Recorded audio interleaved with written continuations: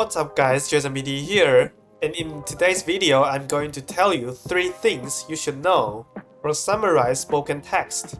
And there are 3 question types that require your summarizing skills, which are retail lecture, summarized written text, and summarized spoken text. These are 3 question types require your summarizing skills. And for summarized spoken text, there are 3 things you should know. Number 1, you need to take notes. This is unlike write from dictation. For write from dictation, you can just type it down without any notes. But for summarized spoken text, you better take down notes and write down as many notes as you can while listening to the lecture.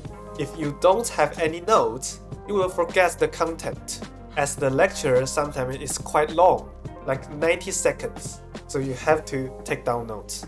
And the second thing you should know is to write between 50 to 70 words. If you are not in this range, you will lose many marks. So check how many words you write before you click on the next button. And the third thing you should know is you will have only 10 minutes to complete this question. You need to do summarizing, typing, and checking within these 10 minutes. But for me, 10 minutes is more than enough. What do you think about this? You can leave your comments down below. Thanks for your watching. See you in the next video.